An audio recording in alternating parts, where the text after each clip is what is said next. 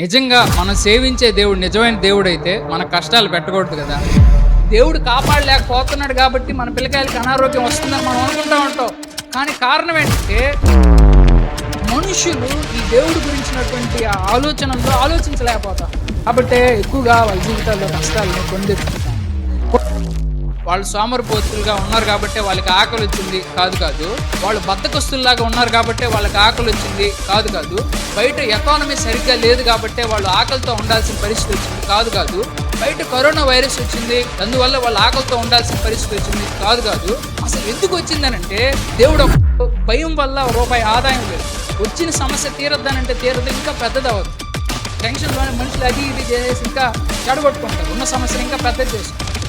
అంటే వాళ్ళకి రాబోయే సమస్య ఎంత పెద్దదనే చూస్తున్నారు, కానీ ఆ సమస్య తీర్చిపోయేటువంటి దేవుడు ఎంత పెద్దవాడు అనేది వాళ్ళు చూడలేకపోతున్నారు.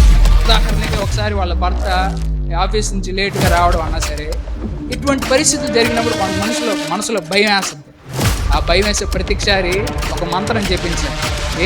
ఏంటి ఆ మంత్రం అంటే, ఒకవేళ ఈ విశ్వాస ప్రయాణంలో మన విశ్వాసాన్ని సరిగ్గా చూపించలేకపోతే, ఒకవేళ దేవుడిని అనుమానించి సన్నిగితే దేవుడు మనల్ని ఏమన్నా వదిలేస్తాడా? దేవుడు మనల్ని పోషించడం మానేస్తాడా? దేవుడు మనకి నీళ్ళు ఇవ్వడం మానేస్తాడా? మన జీవితాల్లో కష్టాలు అనేటువంటివి వస్తూ ఉంటాయి. అయితే ఆ కష్టాల్లో అసలు ఎందుకు దేవుడు మాటకొస్తే మన కష్టాలు పెడుతున్నాడు? నిజంగా మనం సేవించే దేవుడు నిజమైన దేవుడైతే మన కష్టాలు పెట్టకూడదు కదా. కానీ ఎందుకని దేవుడు కష్టాలు పెడుతున్నాడు?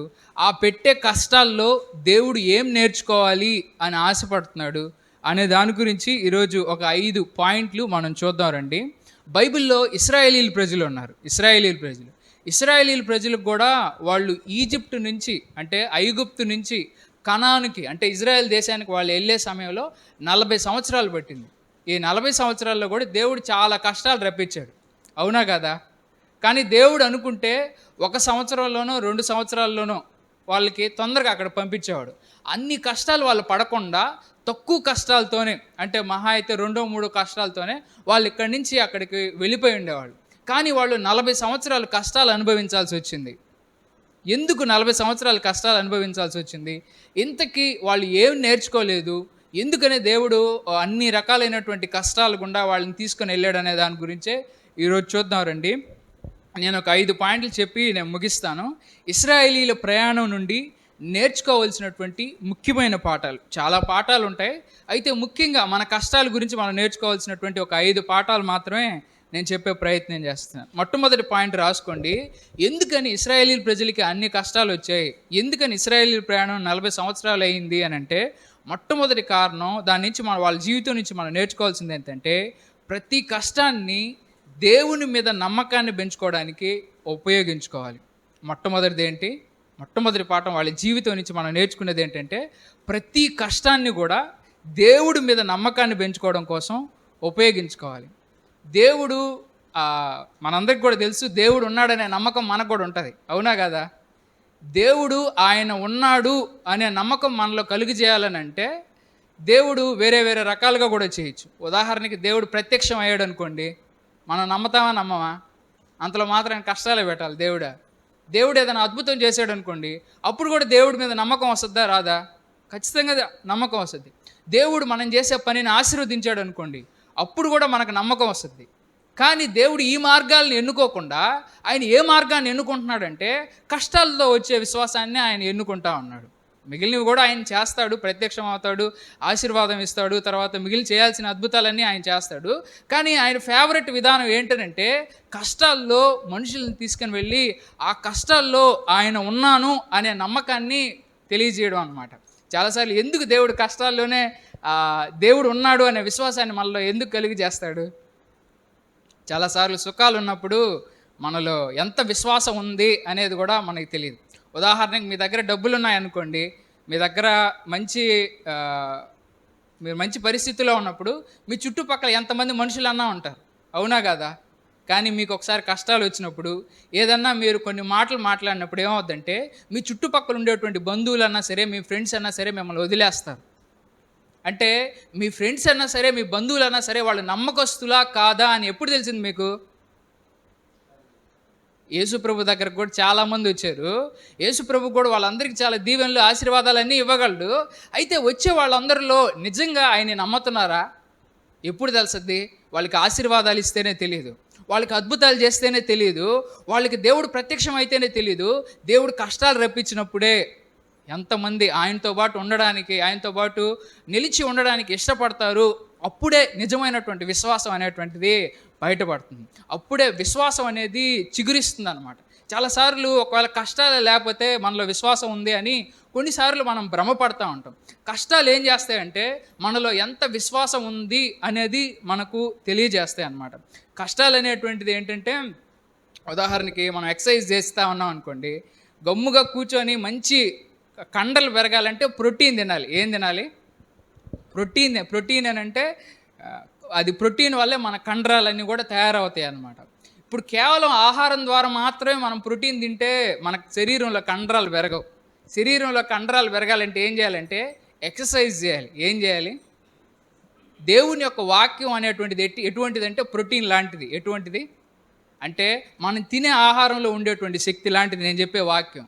కానీ ఈ యొక్క వాక్యం చెప్పినంత మాత్రాన, ఈ యొక్క వాక్యం విన్నంత మాత్రాన మీలో విశ్వాసం పెరగదు. ఎప్పుడు మీలో విశ్వాసం పెరగద్దనంటే మీ కండకి రెసిస్టెన్స్ రావాలన్నమాట. మీ చేతి మజిల్స్ని సవాలు చేసే విధంగా కొంత బరువు కానీ పెట్టినట్లయితే అప్పుడు ఆ బరువు గుండా వెళ్ళినప్పుడు మీ చేతిలో ఉండేటువంటి మజిల్స్ అన్నీ కూడా పెరుగుతాయి. కేవలం మీరు తినే ఆహారం వల్ల మీ చేతి కండరాలు అనేటువంటివి బలపడవు. మీ కండరాలు బాగా బలపడాలన్నా ఏం చేయాలంటే మీకున్నటువంటి కండకి పరీక్ష జరగాలి. మీకున్న కండకి పరీక్ష జరిగినప్పుడు దానికి విరుద్ధంగా లేకపోతే దానికి వ్యతిరేకంగా కొంత శక్తి పనిచేసినప్పుడు అప్పుడు కండ అనేది పెరగద్దు అనమాట. అలాగే మనిషి జీవితంలో కూడా విశ్వాసం ఏంటది? విశ్వాసం అనేది కూడా ఎట్లా మొలసద్దనంటే విశ్వాసానికి వ్యతిరేకంగా ఉండేటువంటి పరిస్థితులు రప్పించినప్పుడు, ఎప్పుడు విశ్వాసానికి వ్యతిరేకంగా ఉండేటువంటి పరిస్థితులు రప్పించినప్పుడు అప్పుడు నిజంగా మనలో విశ్వాసం అనేటువంటిది పెరుగుతుంది. రెండోది, దేవుడికి కష్టాల ద్వారా వచ్చేదే ఫేవరెట్ విధానం. ఎందుకని ఫేవరెట్ విధానం అని అంటే కష్టాల్లో నేర్చుకున్నది ఏదన్నా సరే చిరకాలం గుర్తుంటుంది. ఎంతకాలం గుర్తుంటుంది? చాలా కాలం గుర్తుంటుంది. ఒకసారి మా ఇంగ్లీష్ మేడం ఆమె పాఠాలు చెప్తా ఒక ఇంగ్లీష్ పదానికి అర్థం అడిగింది. ఆ ఇంగ్లీష్ పదానికి అర్థం క్లాసులో ఉన్న వాళ్ళకి ఎవరికి తెలియదు, ఆమెకు తెలుసు. కానీ ఆమె ఏం చేసిందనంటే వెంటనే ఆ ఇంగ్లీష్ పదానికి ఇది అర్థం అని చెప్పకుండా మీరు ఇంటికి వెళ్ళి డిక్షనరీ తీసుకొని ఓపెన్ చేసుకొని చదవండి రా, అప్పుడు తెలుసద్దు మీకు అని చెప్పి చెప్పింది. ఎందుకని ఆమె ఆ విధంగా చెప్పిందనంటే సులభంగా నేను కానీ చెప్పేసేస్తే ఆ పదానికి అర్థమని మీరు మరుక్షణమే మర్చిపోతారు. కానీ మీరు కష్టపడి ఏదన్నా ఒక పదానికి అర్థం ఇదని నేర్చుకున్నారంటే దాన్ని మీరు మర్చిపోలేరు, అంత సులభంగా పోగొట్టుకోలేరు. సులభంగా మీకు డబ్బులు ఇచ్చేస్తే దాని విలువ మీకు తెలియదు. మీరు కష్టపడి సంపాదించుకుంటేనే ఆ డబ్బు యొక్క విలువ తెలుస్తుంది. అలాగే విశ్వాసం యొక్క విలువ కూడా, విశ్వాసం ఎంతది అని మనకి ఎట్లా తెలుస్తుంది అంటే విశ్వాసాన్ని కూడా వీటిల్లాగే చీప్గా చూస్తాం. విశ్వాసాన్ని కూడా కష్టాల్లో నేర్చుకున్నట్లయితే అప్పుడు ఆ విశ్వాసం ఎప్పటికీ పోదు. ఆ విశ్వాసం ఎప్పటికీ నిలిచి ఉంటుందన్నమాట విశ్వాసం. కాబట్టి దేవుడు ఏం చేస్తాడంటే కష్టాల్లో మనకు విశ్వాసాన్ని నేర్పించాలనుకుంటాడు. ఎందుకని? ఒక్కసారి నేర్చుకున్న ఆ పాఠం, కష్టాల్లో నేర్చుకున్న పాఠం ఇక మళ్ళీ మర్చిపోవడం అనేటువంటిది ఉండదు. కాబట్టి కష్టాల ద్వారానే దేవుడు ఈ పాఠాలన్నీ కూడా నేర్పిస్తూ ఉంటాడు. ఇప్పుడు ఇశ్రాయేలీయుల ప్రజలకు కూడా సేమ్ ఇదే విధంగానే ఆయన పాఠాలు నేర్పించాలనుకున్నాడు. సేమ్ ఆయన ఎట్లా నేర్పించాలనుకున్నాడంటే ఇదే విధమైనటువంటి కష్టాల ద్వారానే ఆయన నేర్పించాడు. ఉదాహరణకి ఇశ్రాయేలీయుల ప్రజలకి అద్భుతాలు చేశాడు, అవునా కదా? ఇశ్రాయేలీయుల ప్రజలు ఐగుప్తులో ఉన్నప్పుడు వాళ్ళని ఎర్ర సముద్రాన్ని 2 పాయలుగా చేశాడని చెప్పి, తర్వాత నీళ్ళని రక్తంగా మార్చాడని చెప్పి, తెగుళ్ళు రప్పించాడు, వడగండ్లు కురిపించాడు. ఇవన్నీ కూడా వాళ్ళు చాలా అద్భుతాలు చూశారు. కానీ ఇంకా వాళ్ళలో విశ్వాసం రావట్లేదు. కాబట్టి వాళ్ళని ఎడారి మార్గం గుండా తీసుకెళ్ళి వాళ్ళని ఆకలి వచ్చే విధంగా చేశాడు. ఏం చేశాడు?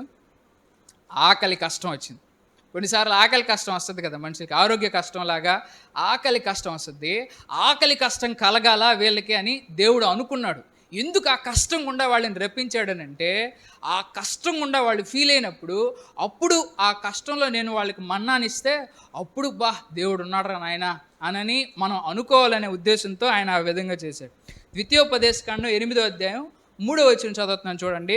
యెహోవా మిమ్మల్ని అణిచివేసి ఆకలితో ఉండనిచ్చాడు.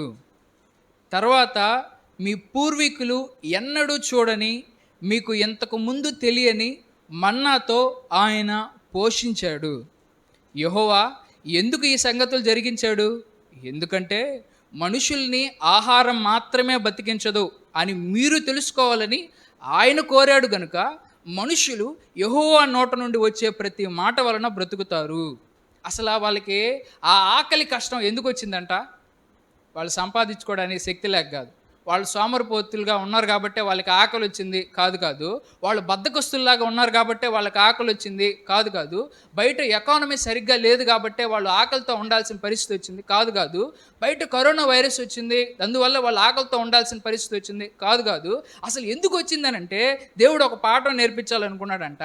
ఏంటా పాఠం అంటే, మీరు బ్రతికేది భూమి మీద తినేటువంటి ఆహారం చేత మీరు బ్రతకడం లేదు, నేను మిమ్మల్ని బ్రతికించాలనుకుంటున్నాను కాబట్టి మీరు బ్రతుకుతారు అనే పాఠం చెప్పాలనుకున్నాడు.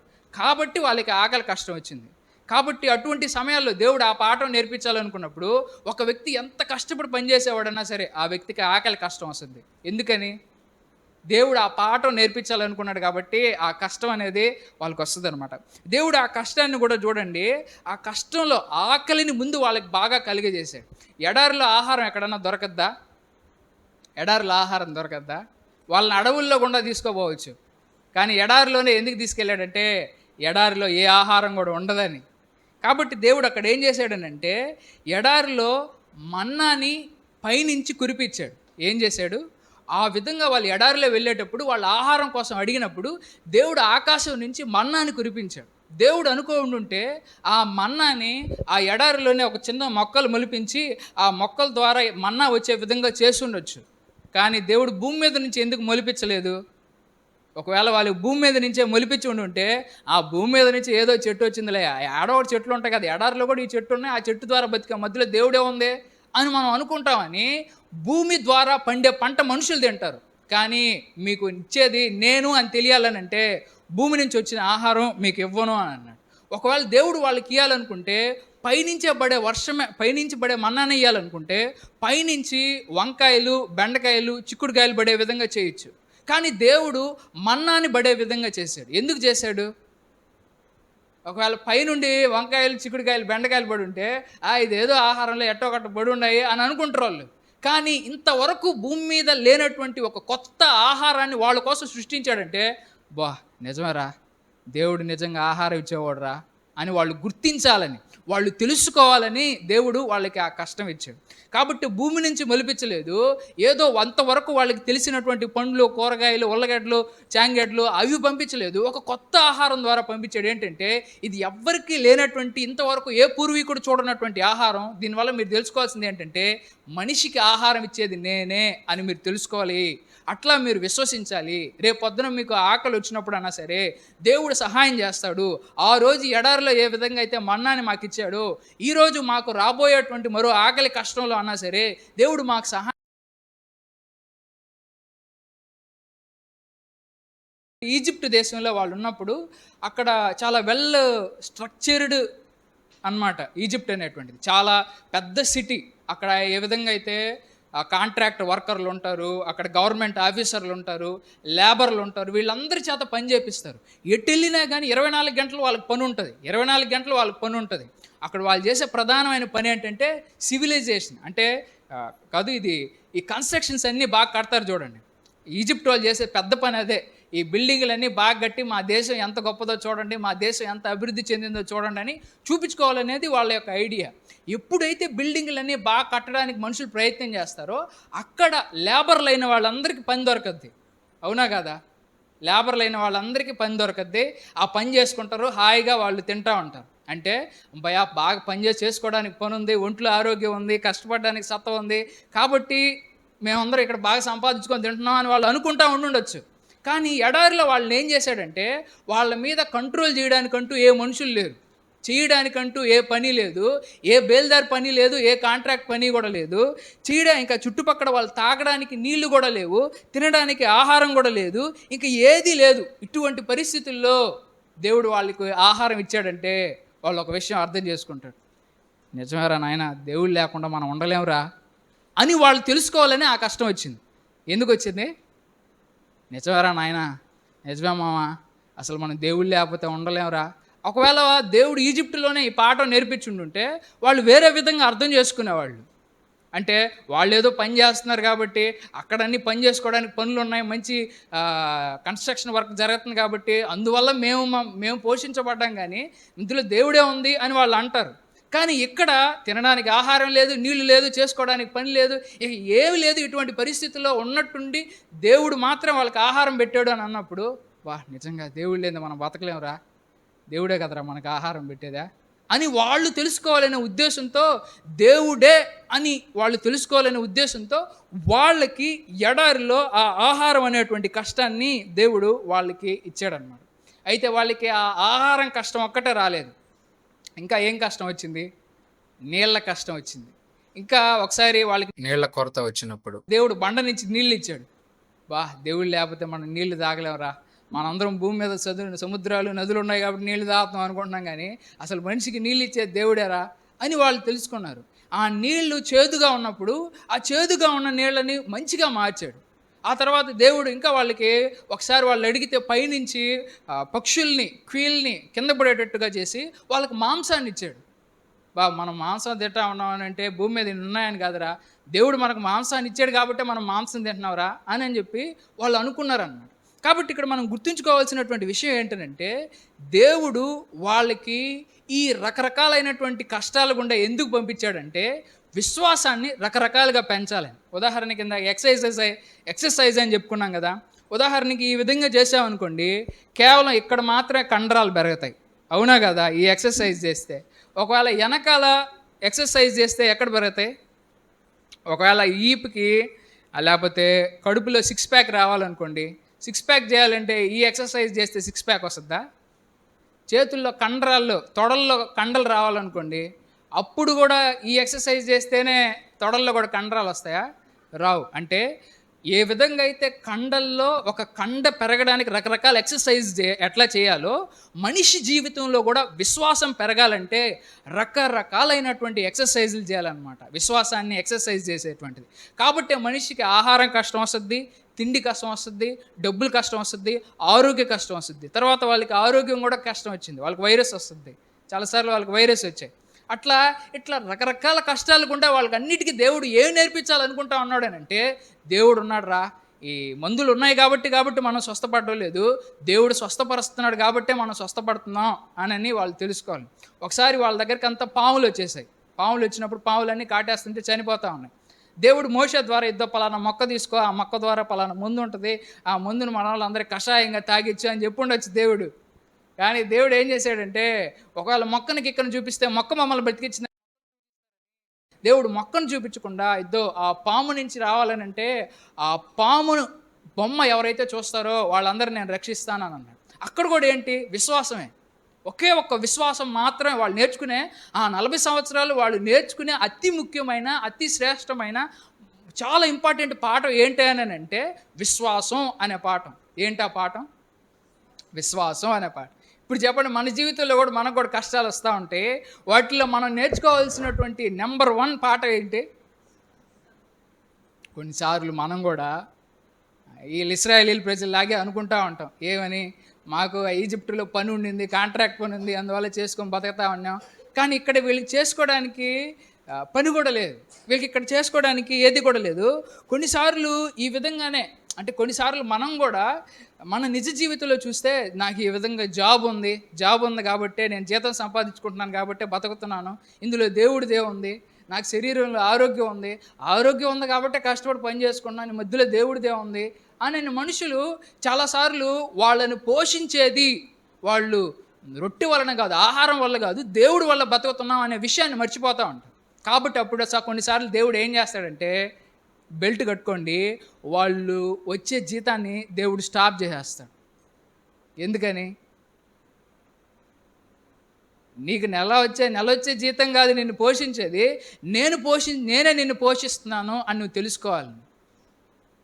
బాగా నాకు ఆరోగ్యం ఉంది, ఇదంతా ఉందని, అందువల్లే నేను ఈ విధంగా కష్టపడి పని చేసుకోగలుగుతున్నానని ఒకవేళ మనుషులు దాని గురించి అనుకుంటా ఉన్నట్టయితే, ఏ పని లేకుండా అంటే గమ్ముగా వాళ్ళని కూర్చొని పండబెట్టి పోషిస్తాడు. ఎందుకని? నీ కండబలం నిన్ను పోషించడం లేదు, నేను అనుకుంటున్నాను కాబట్టి నువ్వు బతుకుతున్నావు అనే పాఠం నేర్చుకోవాలని టెంపరీగా అన్నా సరే, నువ్వు ఆ పాఠం నేర్చుకునేంత వరకు అన్నా సరే నీకు శరీరం అనారోగ్యం కలిగి చేసో లేకపోతే బయట వైరస్ రప్పించి అసలు ఏ పని లేకుండా చేసి ఇంట్లో గమ్ముగా ఖాళీగా కూర్చోబెట్టి నిన్ను పోషిస్తాడు. దాని ద్వారా నువ్వు ఒక పాఠం నేర్చుకోవాలని. ఏంటి ఆ పాఠం? ఒరే నిజమేరా, మనం సంపాదించుకున్నాం కాదు, దేవుడు పోషిస్తున్నాడు, దేవుడు సహాయం చేస్తున్నాడు కాబట్టిరా మనం బతుకుతున్నాం అని చెప్పి మనుషులు అనుకోవాలి. ఇట్లా మన జీవితంలో వచ్చేటువంటి కష్టాలన్నింటిలో కూడా నా భర్త నన్ను పోషిస్తున్నాడు, మా కొడుకు సంపాదించి తెస్తాడు, గవర్నమెంట్ నాకు జీతం ఇస్తుంది, గవర్నమెంట్ నాకు పెన్షన్ ఇస్తుంది కాబట్టి నేను బతుకుతున్నాను. చాలాసార్లు మన విశ్వాసం అంతా కూడా వేటిల మీద ఉంటుందంటే దేవుడి మీద కాకుండా ఇశ్రాయేలీల ప్రజలకి ఈజిప్ట్ మీద ఉన్నట్టు మనకు వీటి మీద ఉంటుంది. దేవుడు ఒక పాఠం నేర్పించాలనుకుంటాడు. ఏంటంటే విశ్వాసం మీ వల్ల కాదు, నేను మిమ్మల్ని బ్రతికించాలనుకుంటున్నాను కాబట్టే మీరు బతుకుతున్నారు, నేను మీకు డబ్బులు ఇస్తేనే మీరు సంపాదించుకుంటున్నారు, మీ అంతటా మీరు సంపాదించుకోవడం లేదు అని చెప్పడం కోసం ఇటువంటి పరిస్థితులు కలిగజేసి వాళ్ళలో ఆ విశ్వాసం అనేటువంటి పాఠాన్ని నేర్పిస్తుంది. అయితే సింపుల్గా మనం నేర్చుకోవాలంటే అంత కష్టపడకుండా, అంత పెద్ద కష్టం మనం తెచ్చుకోకుండా సింపుల్గా మనం విశ్వాసాన్ని నేర్చుకోవాలంటే మనం ఏం చేయాలంటే చాలా అలర్ట్గా ఉండాలి. చాలాసార్లు ఆధ్యాత్మిక సోమరితనం మనలో ఉంటుంది. ఆధ్యాత్మిక సోమరితనం లేకుండా ఉండాలంటే విశ్వాసాన్ని పెంచుకోవడం కోసమే దేవుడి యొక్క టార్గెట్ కాబట్టి చిన్న చిన్న విషయాల్లో కూడా మనం విశ్వాసాన్ని పెంచుకోవడానికి ట్రై చేయాలన్నమాట. ఉదాహరణకి ఒక స్త్రీకి నా భర్త లేకపోతే నేను ఎట్లా నన్ను పోషించేది నా భర్తే కదా అనుకున్నాను. వాస్తవానికి ఆ స్త్రీ ఏమనుకోవాలి? నన్ను పోషించేది నా దేవుడే, యెహోవాయే నా పోషకుడు అని అనుకోవాలి. అయితే ఇప్పుడు వాళ్ళ భర్తకి అనారోగ్యం కలిగించే అటువంటి పరిస్థితుల్లో, అంత పెద్ద పరిస్థితుల్లో ఆమె ఆ పాఠాన్ని నేర్చుకోవాల్సిన అవసరం లేదు.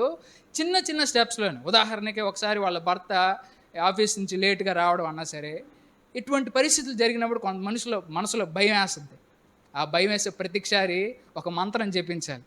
ఏంటి ఆ మంత్రం అంటే ఈ మంత్రమే: నన్ను పోషించేది నా భర్త కాదు, నా దేవుడే, నన్ను పోషించేది నా కొడుకు కాదు, నా దేవుడే, నన్ను చూసుకునేది నా వాళ్ళు కాదు, నా దేవుడే అనని మనం ఆ చిన్న చిన్న కష్టంలో అయినా సరే, ఉదాహరణకి పిల్లల గురించి స్కూల్కి వెళ్ళినప్పుడు, వాళ్ళు ఎక్కడన్నా ఉన్నప్పుడు, కొన్నిసార్లు టెన్షన్లు వచ్చేటప్పుడు ఎక్కడున్నా దేవుడు శ్రద్ధ తీసుకుంటాడు, దేవుడు సహాయం చేస్తాడని ఈ మంత్రాన్ని మన హృదయంలో జపిస్తూ ఉన్నప్పుడు ఏమవుతుందంటే మనలో విశ్వాసం అనేటువంటిది నెమ్మదిగా పెరగద్ది.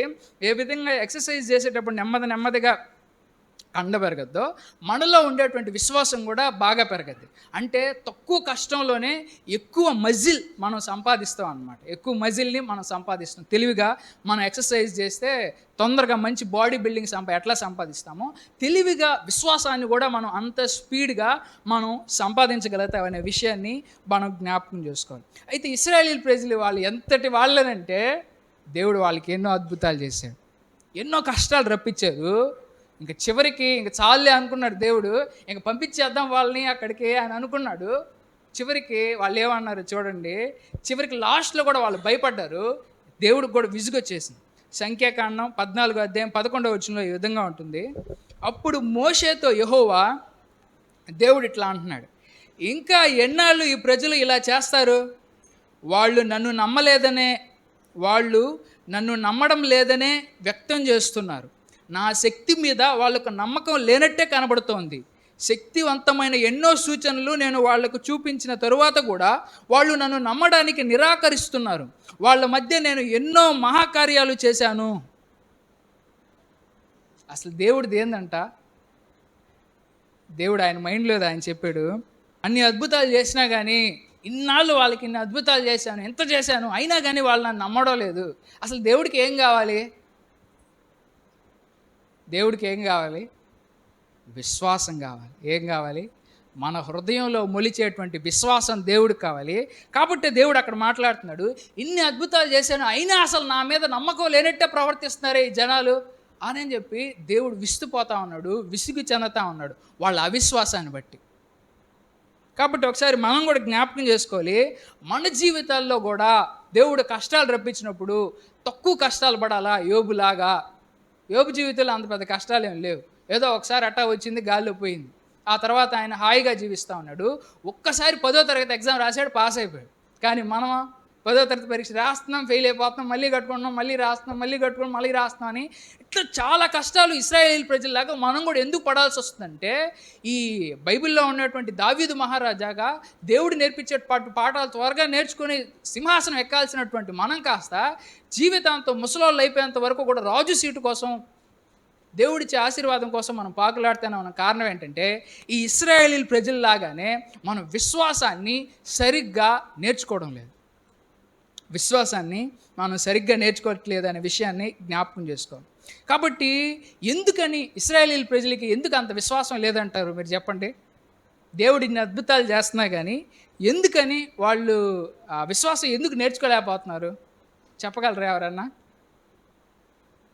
ఎందుకంటే వాళ్ళలో విశ్వాసం కంటే కూడా భయం ఎక్కువ ఉంది. ఏది ఎక్కువ ఉంది? విశ్వాసం కంటే కూడా భయం ఎక్కువగా ఉంది. వాళ్ళు ఒకసారి 12 మంది వేగుల వారిని పంపించి, ఇద్దరా ఆ దేశం మీకు ఇస్తానని దేవుడు చెప్తే వాళ్ళు ఏమనాలి?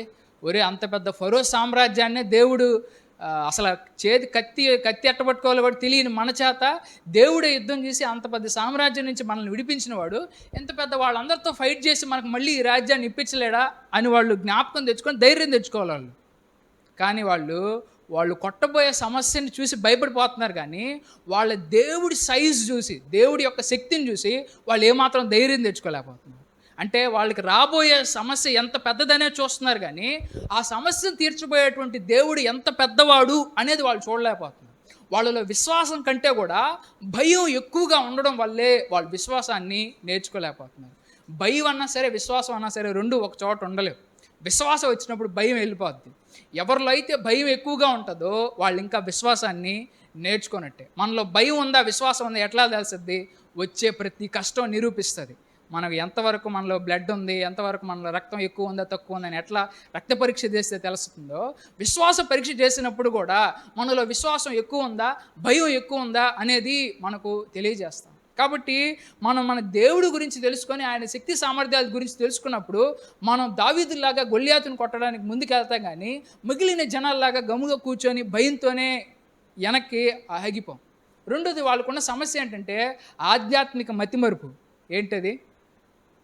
దేవుడు చేసే విషయాలన్నీ చేస్తూ ఉంటాడు, వాళ్ళు మర్చిపోతూ ఉంటారు అనమాట. అద్భుతాలన్నీ దేవుడేమో చేస్తూ ఉంటాడు, మర్చిపోతూ ఉంటారు. దేవుడు కూడా ఇక్కడున్న వాళ్ళందరి జీవితాల్లో కూడా అద్భుతాలు చేస్తాడు. అయితే ఇశ్రాయేలీల ప్రజల జీవితాల్లో కూడా వాళ్ళు ఏ విధంగా అయితే అద్భుతాలు చేశారో మన జీవితాల్లో కూడా దేవుడు అద్భుతాలు చేస్తాడు. అయితే మనుషుల ఆధ్యాత్మిక మతిమరుపు. ఎందుకని మనుషులకి ఆధ్యాత్మిక మతిమరుపు వస్తుంది? మనుషులకి దేవుడు అన్నా సరే అంత ఇంట్రెస్ట్ రావడలేదు. అంటే దేవుడి గురించి ఆలోచించాలని ముందు పైన వాటిని వెతకండిరా, అప్పుడు మీకు అన్నీ వస్తాయరా అని అంటుంటే మనం ఎంతసేపటికి వీటిన్న వాటిని ఎతికేసి ఇక దేవుడిని పక్కన పెడతా ఉన్నప్పుడు ఖచ్చితంగా మనకు ఆధ్యాత్మిక మతిమరుపు అనేది వస్తుంది. దేవుడి గురించి అంతగా ఆలోచించకుండా ఈ లోకంలోకి వెళ్ళిపోయి, ఈ లోకంలో ఈ ఉద్యోగాలు, ఈ వ్యాపారాలు, ఇది అది ఎంతసేపటికి వీటి గురించి మనం ఆలోచిస్తూ ఉంటే అసలు దేవుడు ఏంటి, దేవుడు ఏమి నేర్చుకోవాలనుకుంటున్నాడు, దేవుడి ఆలోచనలు ఏంటి, దేవుడితో ఒక మంచి రిలేషన్షిప్ గురించి కూడా మనం ఏమాత్రం కూడా ఆలోచించకుండా ఇలానే మనం ఉన్నట్లయితే ఏమవుతుందంటే మనలో ఈ యొక్క ఆధ్యాత్మిక మతిమరుపు అనేటువంటిది వస్తుంది. ఆధ్యాత్మిక మతిమరుపు మనలో రాకుండా ఉండాలంటే దేవుడితో అనునిత్యం సహవాసం చేస్తూ ఉండాలి. దేవుడితో మంచి రిలేషన్షిప్ని మనం కలిగి ఉండాలన్నమాట. ఇంకోటి, వాళ్ళకి ఎందుకని అంత విశ్వాసాన్ని నేర్చుకోలేకపోతున్నారంటే వాళ్ళలో ఉండేటువంటి బానిస బుద్ధి. ఏంటది? వాళ్ళు బానిస బుద్ధి. వాళ్ళు ఐగుప్తులో ఉన్నప్పుడు అక్కడికి వెళ్ళి వెట్టి చాకిరీ చేసేవాళ్ళు. వాళ్ళ చేత తిడితే తిట్టించుకునేవాళ్ళు, కొడితే కొట్టించుకునేవాళ్ళు. ఆ రాజుగారు కోపం వచ్చి వాళ్ళ పిల్లలందరూ చంపేయండిరా, నదిలో పడేయండిరా అని అంటే నదిలో పడేశారు. ఇంకా బతుకున్న వాళ్ళని కూడా ఖచ్చితంగా చంపేయండిరా అని అంటే చంపేస్తున్నారు. వాళ్ళు కొట్టినా తిట్టినా వాళ్ళ కింద తూ అని ఊహించుకున్నా వాళ్ళ దగ్గర వెట్టి చాకరీ చేసి అక్కడే పని చేస్తాం. కానీ ధైర్యంగా దేవుడు మాకు ఇది ఇస్తాడు, ఈ కాబోయే ఈ కణాన్ని నుంచి ఇస్తాడని చెప్పి వాళ్ళు ముందుకు అడిగేయి లేకుండా, ఒరే ఆడికెళ్ళి 12 మంది వేగులు వారు వెళ్ళారు, వెనక్కి వచ్చి చెప్పారు. చెప్పిన తర్వాత వాళ్ళు ఏమన్నారు? రే వెనక్కి ఈజిప్ట్కి వెళ్ళిపోదాం పారా నాయన, ఆడికి వెళ్ళే బదులు వెనక్కి వెళ్ళి ఆ ఈజిప్టులోనే బతకడం మేలురా అని వాళ్ళు అనుకుంటా ఉన్నారు. అంటే వాళ్ళకి బానిసగా బతకాలనే ఆశగా ఉంది, కానీ దేవుడిచ్చిన రాజ్యంలో స్వేచ్ఛగా స్వతంత్రంగా రాజులాగా బ్రతకాలని వాళ్ళలో లేదు. సార్లు కూడా దేవుడు చాలామందికి ఆశీర్వాదం ఇవ్వాలనుకుంటాడు, స్వతంత్రం ఆయన ఇవ్వాలనుకుంటాడు. కానీ మనుషులు ఈ కష్టానికి భయపడిపోతారు. వాళ్ళలో కూడా బానిస బ్రతుకు ఉంటుంది కాబట్టి, బానిస బుద్ధి ఉంటుంది కాబట్టి, దేవుడు చెప్పేటువంటి ఈ విశ్వాసాన్ని, ఆ భయాన్ని జయించలేక వెనక్కెళ్ళి గొడ్డు చాకిరీ చేస్తా, వెట్టి చాకిరీ చేస్తా ఇశ్రాయేలీయుల ప్రజల్లాగా బానిస బుద్ధిని వాళ్ళు చూపిస్తూ ఉంటారు. కాబట్టి మనం కూడా ఒకసారి ఆలోచించాలి. ఇశ్రాయేలీయుల ప్రజలు వాళ్ళు అనుకుంటే ఇన్ని రోజులు ఇన్ని అద్భుతాలు చేశాడురా, దేవుడు మనకి సహాయం చేశాడురా, వెళ్దాం, ఓపుకున్నంత వరకు పోరాడదాం, దేవుడు మనకి సహాయం చేస్తాడని చెప్పి ధైర్యంగా, ఒకవేళ మనం చచ్చిపోయినా దేవుడి దగ్గరికే కదరా వెళ్ళేది, ఏదో ఒక రోజు చచ్చిపోవాల్సిందే, ఆడికెళ్ళి చచ్చిపోయినా కానీ మళ్ళీ మనం దేవుడి దగ్గరికే కదరా అని వాళ్ళు ధైర్యం తెచ్చుకొని ముందుకు అడిగేసి విశ్వాసంతో ముందుకు అడిగేయాల్సింది వాళ్ళు. కానీ ఆడెళ్తారా నాయన, వెనక బాధ వాళ్ళ చేత కొట్టించుకొని తింటా ఊహించుకుంటా బతుకుతాం, వాళ్ళ మొహం ఊస్తే అట్టే పడుందాం, అక్కడైనా బతుకుందాం అని చెప్పి ఇట్లాగా చాలామంది మనుషులు ఎందుకని అతి కష్టంతో ఎందుకని వాళ్ళ జీవితాలు మునిగిపోతా ఉన్నాయంటే విశ్వాసంతో వాళ్ళు రిస్క్ని తీసుకోలేకపోతాం. అయితే ఆ కాలంలో వాళ్ళకి యేసు ప్రభు చనిపోయాడు, తిరిగి లేచాడు, మనల్ని కూడా తిరిగి లేపుతాడు, ఈ మాటలన్నీ తెలియదు వాళ్ళకి. కానీ మనకి ఈరోజు తెలుసా తెలీదా? ఈరోజు మనకు ఆ మాటలు తెలిసినా కానీ ఇంకా కూడా మనం విశ్వాసంతో రిస్క్ తీసుకోవడానికి ముందుకు అడిగేయకుండా వెనక్కి అదే ఈజిప్ట్ బానిస బతుకు బతకదాం లేరా, బానిస బుద్ధిని మనం చూపిస్తా ఉన్నట్లయితే ఇంకా అసలు మనం విశ్వాసాన్ని నేర్చుకుంటున్నట్ట లేదా అనేది మనల్ని మనమే జ్ఞాపకం చేసుకోవాలి. ఎందుకు కొన్నిసార్లు గొప్ప ఆశీర్వాదాలు లేట్ అవుతాయంటే మన విశ్వాసాన్ని లేట్ చేసుకోవడం వల్లే. ఎందుకని 40 సంవత్సరాలు వాళ్ళకి పట్టిందనంటే వాళ్ళు విశ్వాసాన్ని సరిగ్గా నేర్చుకోలేదు కాబట్టి దేవుడు మన జీవితంలో నేర్చుకోవాల్సిన అతి ముఖ్యమైన పాఠం ఏంటంటే మళ్ళీ రాసి చూడండి, మొదటి పాయింట్ చెప్తున్నాను. ప్రతి కష్టాన్ని దేవుని మీద నమ్మకాన్ని పెంచుకోవడానికి ఉపయోగించుకోవాలి. చిన్నప్పటి నుంచి మనకు పెద్ద ఎదిగేంత వరకు చాలా కష్టాలు వస్తుంటాయి, అనారోగ్య కష్టాలు వస్తుంటాయి, అప్పుల బాధలు వస్తూ ఉంటాయి, ఇంట్లో ఉండేవాళ్ళు చనిపోతారు, లేకపోతే ఇట్లా రకరకాలైన అవతలోడు బెదిరిస్తూ ఉంటాడు. ఈ రకరకాలైనటువంటి కష్టాలన్నింటిలో నేర్చుకోవాల్సింది ఒకే ఒక పాఠం. ఏంటి ఆ పాఠం అని అంటే దేవుడు నాకు సహాయం చేస్తాడు, దేవుడు నాకు తోడుగా ఉంటాడు, దేవుడే నన్ను రక్షిస్తాడు, దేవుడే నన్ను పోషకుడు అనే విశ్వాసాన్ని మనం నేర్చుకోవాలి. ఎందుకని కష్టాల్లో ఏదైతే నేర్చుకుంటామో అది చిరకాలం ఎప్పటికీ నిలిచిపోయి ఉంటుంది. ఎప్పుడైతే విశ్వాసం ఉంటుందో, ఎవరిలో అయితే నమ్మకం ఉంటుందో వాళ్ళ కష్టాల్లో కూడా యేసు ప్రభుని వదిలి వెళ్ళరు. వాళ్ళు దేవుడి యొక్క నిజమైన ఆస్తి. రెండోది, ఎందుకని దేవుడు ఇశ్రాయేలు ప్రజల నుంచి మనం నేర్చుకోవాల్సిన రెండో పాఠం ఏంటంటే, రెండోది రాసుకోండి, ఏంటంటే నేను నమ్మకంగా లేకపోయినా దేవుడు నమ్మకంగా ఉంటాడని గుర్తుంచుకోవాలి. రెండో పాఠం ఏంటి? నేను నమ్మకంగా లేకపోయినా దేవుడు నమ్మకంగా ఉంటాడని గుర్తుంచుకోవాలి. ఇప్పుడు ఇశ్రాయేలీయుల ప్రజలు చూడండి, వాళ్ళు ఇన్ని సంవత్సరాలు ఆ ఎడారి ప్రయాణం గుండా వెళ్ళినప్పుడు దేవుడిని శనిగారా లేదా? దేవుడి మంచితనాన్ని కూడా వాళ్ళు అనుమానించారు. దేవుడు ఎన్ని అద్భుతాలు చేసినా కానీ అద్భుతాలన్నీ మర్చిపోయారు. మోషే యొక్క నాయకత్వాన్ని కూడా వాళ్ళు తిట్టారు, శనిగారు. దేవుడే చెప్తాడు, నా మీద వీళ్ళు 10 సార్లు నన్ను పరీక్షించారని చెప్తాడు. ఇంకా ఇంతంతా దేవుడు ఏదన్నా మాట చెప్తే మాట కూడా పట్టించుకోరు. అరే అటు చేయబాకంటారనంటే అదే చేస్తారు. ఒకసారి వాళ్ళు ఇంతసేపు వాళ్ళకి ఇన్ని చేసినటువంటి ఈ దేవుడిని కాదని ఒక దూడను చేసుకొని దూడను పూజిస్తూ ఉంటారు. పోండ్రా మీకు దేవుడు నా బుద్ధి తక్కువ, పోండ్రా రే పోండి, మీరు చావండ్రా అని వదిలేదు ఇశ్రాయేలీయుల ప్రజల్ని. ఎందుకు వదలలేదు? ఎంతగా వాళ్ళు సనగతా ఉన్నా, మాటికొస్తే అనుమానిస్తూ ఉన్నా, వచ్చే ప్రతి కష్టంలో కూడా దేవుడిని తిడతా చేస్తా ఏమాత్రం విశ్వాసాన్ని ప్రదర్శించడానికి కూడా కనీసం రవ్వంత ప్రయాస కూడా వాళ్ళు పడకపోయినప్పటికీ కూడా, వాళ్ళు నమ్మకంగా లేకపోయినా కానీ దేవుడు నమ్మకంగా ఇశ్రాయేలు ప్రజల్ని కానానికి నడిపించాడు. ఎందుకని నడిపించాడు? మన జీవితంలో కూడా మనం నేర్చుకోవాల్సిన రెండో పాఠం ఏంటంటే, ఒకవేళ ఈ విశ్వాస ప్రయాణంలో మన విశ్వాసాన్ని సరిగ్గా చూపించలేకపోతే, ఒకవేళ దేవుడిని అనుమానించి మనం ఏదన్నా సన్నిగితే దేవుడు మనల్ని ఏమన్నా వదిలేస్తాడా? దేవుడు మనల్ని పోషించడం మానేస్తాడా? దేవుడు మనకి నీళ్ళు ఇవ్వడం మానేస్తాడా? దేవుడు మనకి చికెన్ ఇవ్వడం మానేస్తాడా? దేవుడు మన రోగాన్ని స్వస్థపరచడం మానేస్తాడా? లేదు, ఇవన్నీ చేస్తాడు. నువ్వు విశ్వాసం పెంచుకున్నా పెంచుకోకపోయినా దేవుడు ఇవన్నీ చేస్తాడు. ఎందుకనంటే ఆయన మంచోడు కాబట్టి. ఎందుకని? ఆయన మంచోడు, ఆయన ప్రేమ కలిగిన వాడు, ఆయన స్వభావానికి విరుద్ధంగా ఏదీ చేయలేడు. ఆయన మంచోడు కాబట్టి అవతలోడు కొట్టినా కానీ మంచితనాన్నే ఆయన చూపిస్తూ ఉంటాడు. కాబట్టి ఇశ్రాయేలీయుల ప్రజలు ఎంతగా వాళ్ళు సరిగినా, వాళ్ళు ఎంతగా అపనమ్మకస్తులుగా ఉన్నా కానీ దేవుడు ఆయన నమ్మకత్వాన్ని మటుకు ఎప్పుడు వాళ్ళకి చూపించ. కాబట్టి భక్తుల తర్వాత గమనించి ఈ విధంగా అంటారు చూడండి, నెహెమ్యా 9వ అధ్యాయం 19-21 వచనంలో ఆయన ఇట్లా నెహెమ్యా భక్తుడు ప్రార్థన చేస్తున్నాడు. ఏంటంటే, నీవెంతో దయామయుడివి, అందుకే వాళ్ళని ఎడారిలో వదిలివేయలేదు. నువ్వు కాబట్టి కాపురం చేసావు కానీరా దాంతో, ఇంకొకడు అయి ఉంటేనా అని అంటారు చూసారా? అట్లాగా ఈయనేమంటున్నాడు చూడండి, నువ్వెంతో దయామయుడివి, అందుకే వాళ్ళని ఎడారిలో వదిలేయలేదు.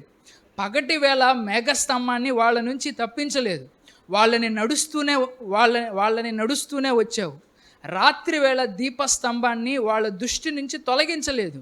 వాళ్ళ బాటకి వెలుగు చూపుతూనే వచ్చి వాళ్ళకి మార్గదర్శకం చేస్తూనే వచ్చావు. వాళ్ళని వివేకవంతుల్ని చేసేందుకు నీవు వారికి నీ మంచి ఆత్మను ఇచ్చావు. వాళ్ళకి ఆహారంగా మన్నానిచ్చావు. వాళ్ళ దప్పిక తీర్చేందుకు మంచి నీరిచ్చావు. నీవు వాళ్ళకి 40 ఏండ్లు పోషించావు. ఎడారిలో అవసరమైనవన్నీ వాళ్ళు పొందారు. వాళ్ళు దుస్తులు చినిగిపోలేదు, వాళ్ళ పాదాలు వాయలేదు, గాయపడలేదు. ఇవన్నీ ఎవరు చేశారు? వాళ్ళు విశ్వాసంగా ఉన్నారు కాబట్టి దేవుడు ఇవన్నీ చేశాడా? వాళ్ళు విశ్వాసంగా ఉన్నారు కాబట్టే దేవుడు ఇవన్నీ చేశాడంటారా? లేదు. ఆయన నమ్మదగిన వాడు కాబట్టే ఇవన్నీ చేశాడు. అయితే మనం అవిశ్వాసంగా ఉన్నా వచ్చిన కష్టం నుంచి మనం గట్టెక్కగలం. వచ్చిన కష్టంలో దేవుణ్ణి సనిగినా కానీ వచ్చిన కష్టం నుంచి కూడా మనం గట్టెక్కగలం. వచ్చిన అనారోగ్యం నుంచి కూడా మనం గట్టెక్కగలం. ఎందుకనంటే మన సనుగులు కాదు, దేవుడు మంచితనం ద్వారా మనకు సహాయం చేస్తాడు. అయితే ఏది మనకు మంచిది, దేవుడికి ఇష్టమైందనంటే వచ్చిన కష్టాన్ని మొదటి పాయింట్లో నేర్చుకున్నట్టు వచ్చిన ప్రతి కష్టాన్ని, విశ్వాసాన్ని నేర్చుకోవడానికి, నమ్మకాన్ని నేర్చుకోవడానికి మనం కానీ ఉపయోగించుకున్నాం అనుకోండి, రేపు పొద్దున మళ్ళీ భయం వచ్చినప్పుడు భయం మన హృదయాన్ని భయపెట్టలేదు. భయం మనం నేర్చుకున్నప్పుడే మంచి సృజనాత్మకంగా ఆలోచించగలం, ప్రశాంతంగా ఏదైనా ఒక నిర్ణయం కూడా తీసుకోగలం. ప్రశాంతంగా ఉన్నప్పుడే ఎటువంటి ఏదన్నా కూడా చేయగలం. కానీ భయం మనల్ని భయపెడుతున్నప్పుడు భయం వల్ల రూపాయి ఆదాయం లేదు. వచ్చిన సమస్య తీరద్దానంటే తీరదు, ఇంకా పెద్దది అవద్ది. టెన్షన్లోనే మనుషులు అది ఇది చేసేసి ఇంకా చెడగొట్టుకుంటారు, ఉన్న సమస్యను ఇంకా పెద్దది చేసుకుంటారు. కాబట్టి ఉన్న సమస్యలో దేవుడు ఖచ్చితంగా పోషిస్తాడు. ఎందుకని? నువ్వు అనుమానించినా, భయపడినా లేదా విశ్వసించినా కానీ దేవుడు పోషిస్తాడు. కాబట్టి జాగ్రత్తగా, నమ్మకంగా, ఓపికగా ఉండి దాంట్లో నువ్వు విశ్వాసాన్ని నేర్చుకున్నట్లయితే నెక్స్ట్ స్టెప్లో మళ్ళీ నెమ్మదిగా విశ్వాసం పెంచుకున్నట్లయితే నీకు ధైర్యం వస్తుంది. దేవుడు పోషిస్తాడు, దేవుడు ఆనందిస్తాడు. ఆ ఆనందానికి నీకు మరింత ఆశీర్వాదం కూడా దేవుడిస్తాడు. తర్వాత వచ్చిన చదువుతున్నాను చూడండి, 2 తిమోతి 2:13లో, మనం నమ్మతగని వారమైనా ఆయన నమ్మదగిన వాడుగానే ఉంటాడు. తన స్వభావానికి వ్యతిరేకంగా ఏది చెయ్యలేడు. చెయ్యడు కాదు, చెయ్యలేడు అని అంటే ఇంకా ఆయన వల్ల కాదు, ఆయన చేత కాదు, ఆయన చేయలేడు అంతే. ఎందుకని? ఆయన మంచోడు కాబట్టి మంచే చేయగలడు. కాబట్టి దేవుడు భూమి మీద ఆయన నమ్మే వాళ్ళ మీదన్నా సరే, ఆయన నమ్మని వాళ్ళ మీదన్నా సరే, ఆయన్ని తిట్టే వాళ్ళ మీదన్నా సరే, ఆయన్ని ప్రేమించే వాళ్ళ మీదన్నా సరే సమానమైనటువంటి కరుణని, కృపని ఆయన చూపిస్తూ ఉంటాడు. వాళ్ళ పంట పండిస్తాడు, వీళ్ళ పంట పండిస్తూ ఉంటాడు. ఎందుకని? అందరూ దేవుని పిల్లలే. కాబట్టి మనం నేర్చుకోవాల్సినటువంటి విషయం, ఆ విషయాన్ని మనం జ్ఞాపకం చేసుకోవాలి. ఇట్లాగే మనం కూడా కొన్నిసార్లు మనం చెప్తా ఉంటాం, మనందరూ చచ్చిపోతే ఖచ్చితంగా పరలోక రాజ్యానికి వెళ్తామని. ఎందుకని ఆ మాట చెప్తాం? మనందరం కూడా నీతిగా బతకతాం కాబట్టి మనం పరలోక రాజ్యానికి వెళ్తామని చెప్తున్నానా నేను? లేదు. మనుషుల నమ్మకత్వాన్ని బట్టి మనుషులు మంచిగా జీవిస్తారు, పాపాలు చేయకుండా జీవిస్తారు కాబట్టి వీళ్ళు పరలోక రాజ్యానికి వెళ్తారు అని బైబిల్ చెప్పడం లేదు. కానీ దేవుడు నమ్మదగిన వాడు కాబట్టి వీళ్ళని ఖచ్చితంగా పరలోక రాజ్యాన్ని తీసుకెళ్తాడు అని చెప్పి మనం చెప్పగలుగుతాం. అలాగే దేవుడు మన జీవితాల్లో కూడా మనకు వాగ్దానాలు ఇస్తాడు. ఆ వాగ్దానాల్లో కూడా దేవుడు నమ్మకంగా ఉంటాడా? 100కి 100% మనం నమ్మకంగా లేకపోయినా కానీ ఆయన నమ్మకంగా ఉంటాడు. కొన్నిసార్లు దేవుడు మనకి ఏదైనా వాగ్దానం చేసినప్పుడు వాగ్దానానికి వ్యతిరేకంగా కొన్ని పరిస్థితులు వస్తాయి. ఉదాహరణకి బైబిల్లో అబ్రహాంకి ఒక వాగ్దానం చేశాడు, నీకు పుట్టబోయే ఈ కొడుకుని ఒక గొప్ప జనాంగంగా చేస్తాను అన్నాడు, వాగ్దానం ఇచ్చాడు. దేవుడు నమ్మదగిన వాడా కాదా? అయితే కొద్ది రోజుల తర్వాత ఆ కొడుకుని నాకు ఇచ్చే అని అన్నాడు. ఏంటి? ఈ కొడుకునిచ్చేస్తే ఇతని ద్వారా, ఇస్సాకు ద్వారానే నీ జనాంగం అనబడును, ఇతని ద్వారా ఆకాశ నక్షత్రాలన్నీ చేస్తానని దేవుడు వాగ్దానం ఎట్లా నెరవేరుద్ది? దేవుడు నిజంగా నమ్మదగిన వాడేనా ఈ మాట అన్నాడంటే ఈ మాట ఎట్ట మాట్లాడతాడు దేవుడు అని అనుకోలేదు. అబ్రహాము విశ్వాసానికి విరుద్ధమైనటువంటి పరిస్థితులు వస్తూ ఉన్నాయి. దేవుడు నమ్మదగిన వాడే కాదనలేదు, ఆయన వాగ్దానం చేశాడంటే ఖచ్చితంగా దాన్ని నెరవేరుస్తాడు కాదనలేదు. కానీ వచ్చిన ఈ కొడుకును కూడా ఆయన కోసం సమర్పించాలంటే ఎట్లా సమర్పిస్తాం? ఒకవేళ ఇది సమర్పిస్తే ఇంక దేవుని వాగ్దానం ఎట్లా నెరవేరుద్ది? ఇదంతా పూర్తిగా విరుద్ధంగా ఉంది దేవుడు చెప్పిన మాటకే అని ఆయన ఆలోచించకుండా ఆయన కొంచెం ముందుకు అడుగేసి విశ్వాసంతో ఆలోచించాడు. ఒకవేళ నా కొడుకు చనిపోయినా తిరిగి దేవుడు లేపగలడు, దేవుడు సర్వశక్తిమంతుడు అని విశ్వాసంతో ఇస్సాకును ఇవ్వడానికి ముందుకెళ్ళాడు. అయితే చివరికి దేవుడు అబ్రహాము నువ్వు విశ్వాసంలో గెలిచావు అని అన్నాడు. ఇప్పుడు అతనికి కూడా ఆ కష్టం ఎందుకు వచ్చింది? మళ్ళీ అది కూడా విశ్వాస పరీక్షే. అదేదో మనట్లాగా మన జీవితాల్లో కూడా మనకు వచ్చేటువంటి చాలా అనారోగ్యాలు అన్నా సరే దేవుడు కాపాడలేకపోతున్నాడు కాబట్టి మన పిల్లకాయలకి అనారోగ్యం వస్తుందని మనం అనుకుంటూ ఉంటాం. కానీ కారణం ఏంటంటే మన పిల్లల కంటే దేవుడిని ఎక్కువ ప్రేమిస్తున్నామా, దేన్ని ఎక్కువ ప్రేమిస్తున్నాం అనే విషయం నేర్చుకోవాలి. దేవుడు మన వెంట్రుక గురించి కూడా శ్రద్ధ తీసుకుంటాడు. కాబట్టి మన పిల్లల గురించి అన్నా సరే, మన శరీరం గురించి అన్నా సరే, మన కిడ్నీలు లివర్ల గురించి అన్నా సరే, మనకున్న ఆస్తిపాస్తులు అన్నిటి గురించి కూడా ఆయన శ్రద్ధ తీసుకోవడానికి ఆయనకేమీ శక్తి తక్కువైనట్టు కాదు. దానికంటే ముఖ్యంగా విశ్వాసాన్ని ఆయన నేర్పించాలనుకుంటున్నాడు. కాబట్టి కొన్నిసార్లు ఆయన రక్షణని కొంత పక్కన పెడతాడు. ఎందుకని? మనలో విశ్వాసాన్ని బలపరచాలనేటువంటి ఉద్దేశంతో.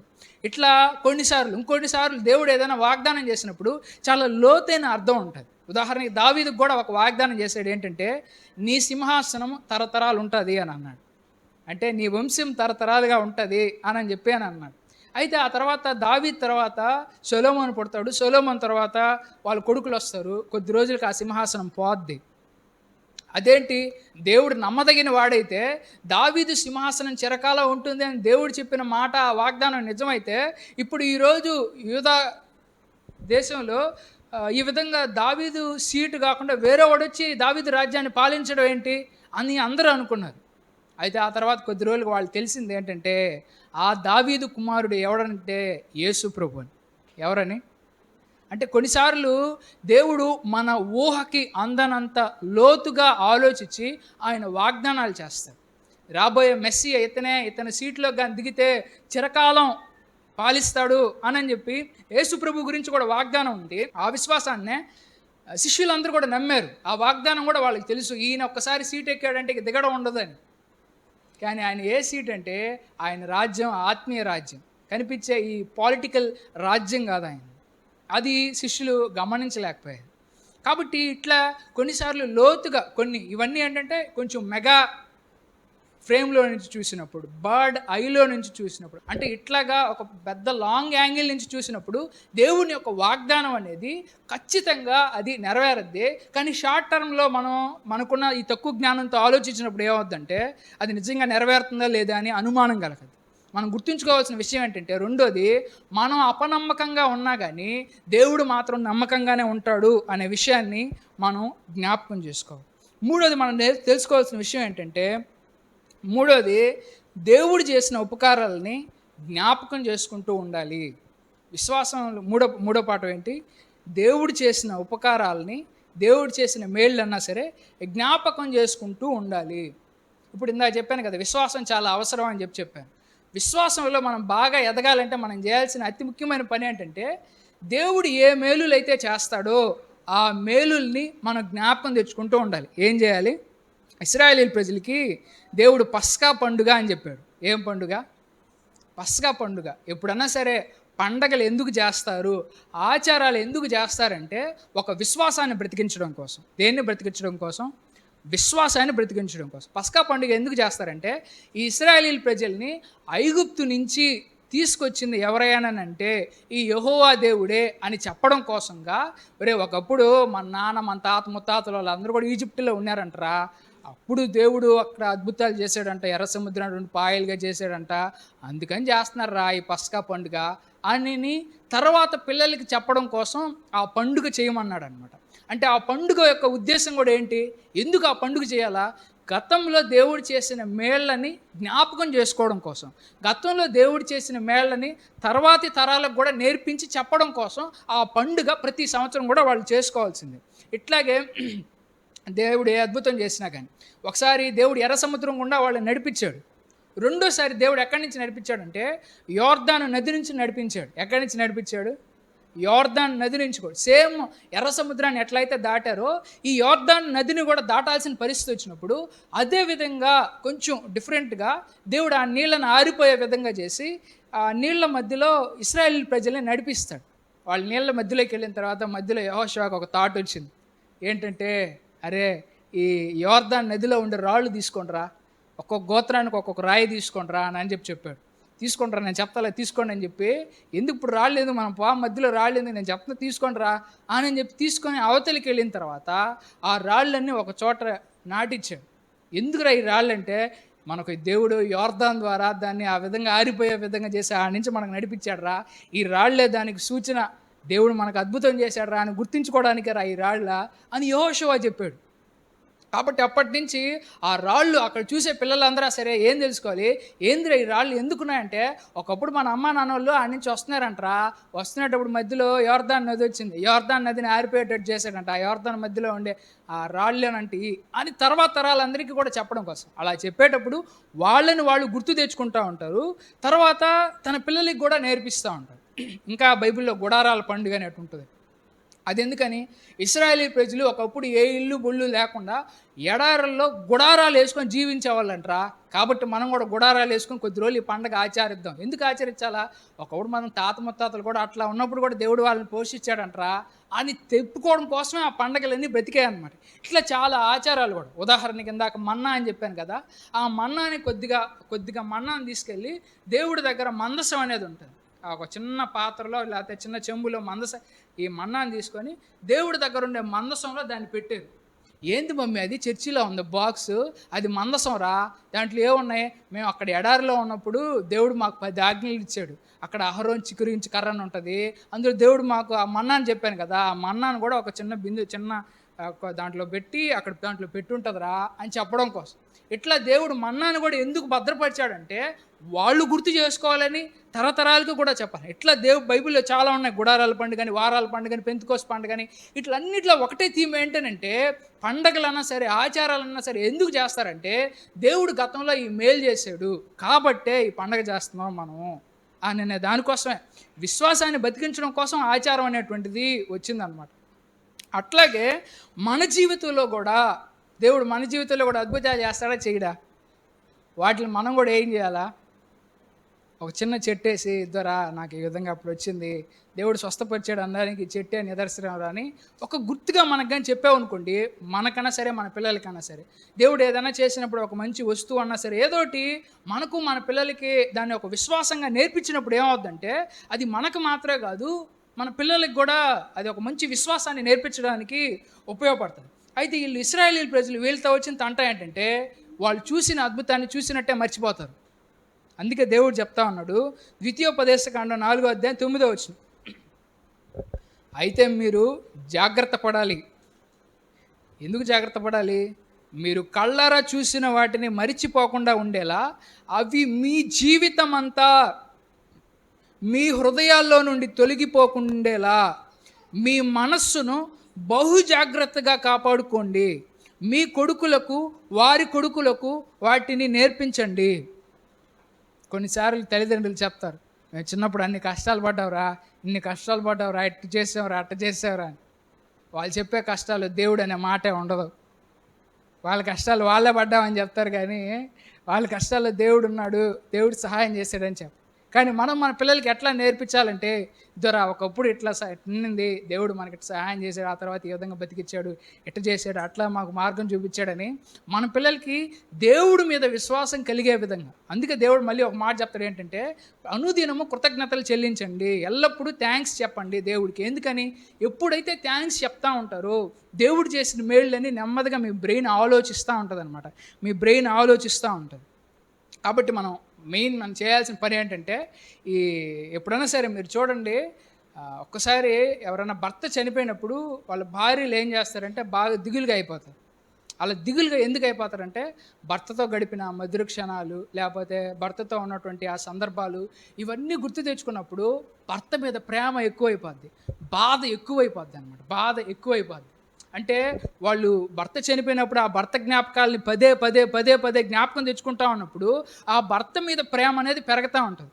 అవునా కదా, అందరికి మీకు తెలిసింది.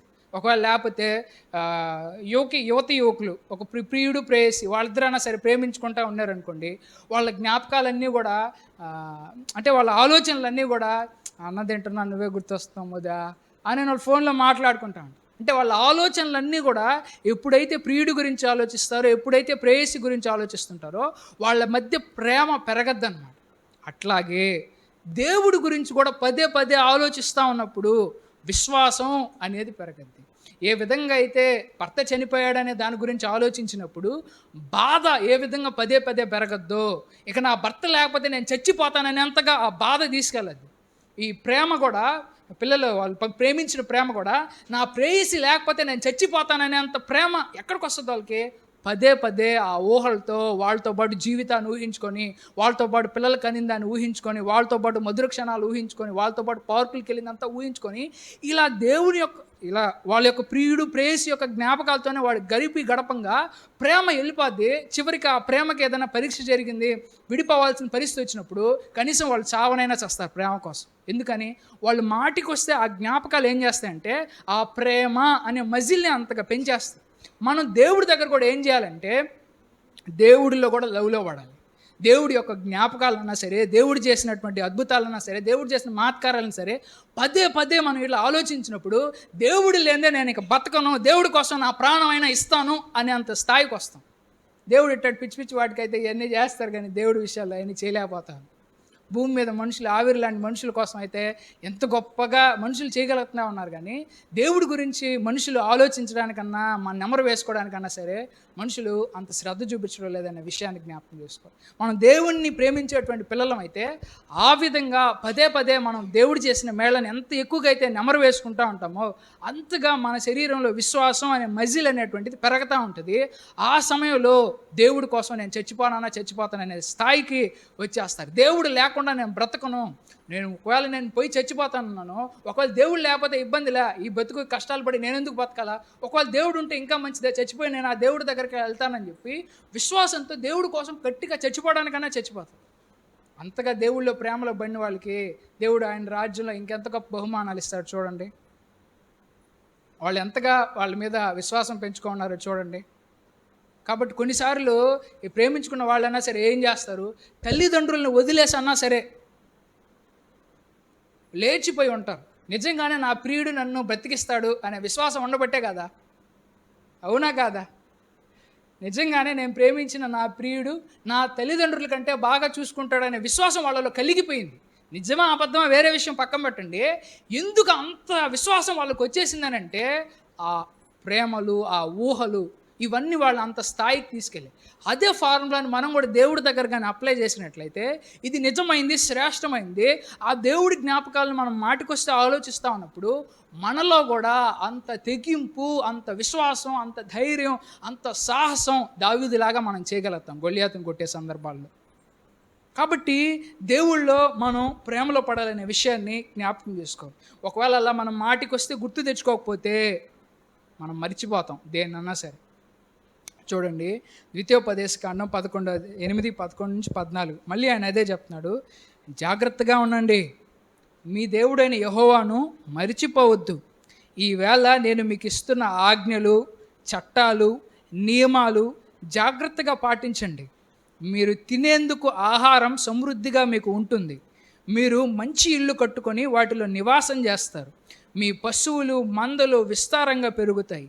మీకు మరింత ఎక్కువ వెండి, బంగారం ఉంటుంది. మీకు విస్తారంగా వస్తు సామాగ్రి ఉంటుంది. అలా జరిగినప్పుడు మీరు గర్వించకుండా జాగ్రత్తగా ఉండాలి. మీ దేవుడైన యెహోవాను మీరు మరిచిపోకూడదు. మీరు బానిసలుగా ఉన్న ఈజిప్టు దేశం నుండి ఆయనే మిమ్మల్ని బయటకు తీసుకువచ్చాడు. ఇక్కడ చూడండి, ఇక్కడ ఒక పాయింట్ మనం నేర్చుకోవాలి. ఏంటంటే ఇక్కడ దేవుణ్ణి ఎందుకు మర్చిపోతారు అనేదానికి ఆయన ఒక పాయింట్ చెప్తా ఉన్నాడు. ఎప్పుడు మనుషులు దేవుణ్ణి మర్చిపోతారంటే ఎప్పుడైతే మనుషులకి కష్టాలు ఉండవో, ఎప్పుడైతే మనిషికి కష్టాలు ఉండవో అప్పుడు మనుషులు దేవుణ్ణి మర్చిపోతారు. జాగ్రత్తగా ఉన్నాడు రోయ్, నేను మీకు ఇవ్వబోతా ఉన్నాను నా రాజ్యం, మీ పంటలు బాగా పండుతాయి, మీ పశువులు బాగా వస్తాయి, మీకు మంచి ఆశీర్వదిస్తాను, మీకు మంచిగా బ్యాంక్ బ్యాలెన్స్ ఉంటుంది, మీ పిల్లలు మంచిగా పుష్టిగా ఉంటారు. అయితే ఇవన్నీ కష్టాలు ఏం రావట్లేదు అని అనుకున్న సమయంలో మీరు అతి జాగ్రత్తగా ఉండాల్సిన విషయం ఏంటంటే ఇవన్నీ నేను చేస్తున్నానని జ్ఞాపకం చేసుకున్న నా ఎడల విశ్వాసంగా ఉండాలి. ఒకవేళ ఏ కష్టాలు లేవు అని మీరు దేవుని యందు విశ్వాసాన్ని మర్చిపోయారంటే మళ్ళీ కష్టం వస్తుంది. ఎందుకని? దేవుడు కాపాడలేకపోతున్నాడు కాబట్టి కాదు కష్టం వచ్చేది, మీకు విశ్వాసాన్ని నేర్పించాలనుకుంటున్నాను కాబట్టి మళ్ళీ కష్టం వస్తుంది. కాబట్టి ఇశ్రాయేలీయుల ప్రజలు అన్ని అద్భుతాలు చూసినా కానీ ఎందుకు మర్చిపోతున్నారంటే, ఇప్పుడు ఉదాహరణకి మనం ఎక్సర్సైజ్ చేసేటప్పుడన్నా కూడా చూడండి, ఇప్పుడు దాకా నాకు బాగా సిక్స్ ప్యాక్ ఉంది, మంచి కండలు గంటలు అన్నీ ఉన్నాయనుకోండి, రేపు నుంచి ఎక్సర్సైజ్ చేయకపోతే ఒక సంవత్సరానికల్లా మళ్ళీ పొట్ట వస్తుంది, కన్నీ వచ్చేస్తే రావు ఎవరికన్నా సరే. అట్లాగే విశ్వాసాన్ని కూడా మనం సాధన చేయకుండా గమ్ముగా అలానే ఉంటే విశ్వాసం పెరగద్దా? అంటే ఏ కష్టాలు రాకపోతే మనిషికి ఇంకా విశ్వాసాన్ని సాధన చేయడానికంటూ ఏ కష్టం రాకపోతే విశ్వాసం కూడా కొద్ది రోజులకి పోద్ది. ఒకవేళ దేవుడు మనకు మంచి రోజులు ఇచ్చినప్పుడు కూడా మనం శ్రద్ధగా జాగ్రత్తగా చేయాల్సిన పని ఏంటంటే, దేవుడే మనకు సహాయం చేస్తున్నాడు, దేవుడే మనల్ని ఆశీర్వదిస్తున్నాడని మంచి రోజుల్లో కూడా దేవుడికి ప్రార్థన చేసుకోవడం, ఇవన్నీ చేసినప్పుడు దాని అర్థం ఏంటంటే, దేవా నువ్వే మమ్మల్ని పోషిస్తున్నావని అనడానికి సాదృశ్యం. ఇంకా ఇశ్రాయేలు ప్రజలు ఎందుకని వాళ్ళు దేవుడి అద్భుతాలు మర్చిపోతూ ఉన్నారంటే, ఇందాక చెప్పినట్టుగానే ఈ లోకంలో ఉండే చింతలు అన్నా సరే, భయం అన్నా సరే, ఈ ఆధ్యాత్మిక సోమరిపోతాను అంటే ఈ విధంగా ప్రార్థన చేసుకోవడం అన్నా సరే, బైబిల్ చదవడం అన్నా సరే, ఇవన్నీ చేయలేకపోతూ ఉన్నారు. కాబట్టి మనుషులు ఈ దేవుడి గురించినటువంటి ఆ ఆలోచనల్లో ఆలోచించలేకపోతూ ఉన్నారు. కాబట్టే ఎక్కువగా వాళ్ళ జీవితాల్లో కష్టాలని కొని తెచ్చుకుంటాం. ఒకవేళ ఈ పాఠాలు నేను చెప్పిన ఈ పాఠాలు త్వరగా కానీ వాళ్ళు కానీ నేర్చుకున్నట్లయితే వాళ్ళు తొందరగా వెళ్ళిపోయి ఉండేవాడు. కాబట్టి మూడోది మనం పాయింట్ నేర్చుకున్నాం ఏంటంటే, దేవుడు చేసిన ఉపకారాలని జ్ఞాపకం చేసుకుంటూ ఉండాలి అనే దాన్ని మనం జ్ఞాపకం చేసుకోవాలి. నాలుగోది నాలుగోది ఏంటంటే దేవుని మాట వినకపోతే తగిన ప్రతిఫలం అనుభవించాల్సి వస్తుందని జాగ్రత్త పడాలి. నాలుగో విషయం ఏంటంటే, దేవుని మాట వినకపోతే తగిన ప్రతిఫలం అనుభవించాల్సి వస్తుందని జ్ఞాపకం చేసుకోవాలి. దేవుడు వాళ్ళకి కొన్ని ఆజ్ఞలు ఇచ్చాడు. ఎందుకు ఆజ్ఞలు ఇచ్చాడు దేవుడు? ఎందుకు దేవుడు ఆజ్ఞలు ఇచ్చాడంటే వాళ్ళని పరీక్షించడానికి. నిజంగా ఆజ్ఞలు ఫాలో అవుతారా లేదా? ఒకవేళ వాళ్ళ ఆజ్ఞలు ఫాలో అయ్యారనుకోండి, వాళ్ళు ఎవరిని గౌరవిస్తున్నట్టు అంటే దేవుణ్ణి వాళ్ళు గౌరవిస్తున్నట్టు. ఒకవేళ వాళ్ళ ఆజ్ఞల్ని ఫాలో అవ్వలేదంటే దేవుణ్ణి వారు తిరస్కరించినట్లు, దేవుణ్ణి వారు అగౌరవపరిచినట్లు. కాబట్టి దేవుడు వాళ్ళకి కొన్ని రూల్స్ ఇచ్చాడు. ఉదాహరణకి బైబిల్లో ఒక ఆయనకి నాదాబు, అబీహు అనేటువంటి వాళ్ళని దేవుడి దగ్గర చర్చిలో పనిలో పెట్టుకున్నారు. చర్చిలో దీపం వెలిగించాలి. వాళ్ళు దీపం వెలిగించేటప్పుడు వాళ్ళు ఏం చేశారంటే, దేవుడి కోసం ఒక మంచి దీపాన్ని దాన్ని దేవుడు చెప్పిన స్టైల్లో దాన్ని వెలిగించారు. కానీ వీళ్ళు ఏం చేశారంటే, వేరే గుళ్ళో ఉండేటువంటి ఆ దీపాన్ని, ఆ కొవ్వొత్తి తీసుకొచ్చి ఇక్కడ ఉండే దీన్ని వెలిగించడానికి ఉపయోగించారు. వెలిగించిన వెంటనే చచ్చిపోయారు. అరే దేవుడు చెప్పాడు ఏంటనే, నన్ను ఇట్లా ఆరాధించాలా, నన్ను అపవిత్రపరచకూడదు, ఇట్లా చేయి, నన్ను ఎంగిల్ చేయకూడదు అని చెప్పి దేవుడు వాళ్ళకి చెప్పిన తర్వాత ఆ విధంగానే దేవుని మాటను వాళ్ళు ఏమాత్రం ఖేతర చేయకుండా ఆ విధంగా చేశారు. కాబట్టి వాళ్ళు ఆ విధంగా చనిపోయారు. ఇట్లా బైబిల్లో కొరహు అనేటువంటి వాళ్ళు మోషే యొక్క నాయకత్వాన్ని సరైన కారణం చూపించకుండానే మోషే యొక్క నాయకత్వాన్ని ఎదిరించారు.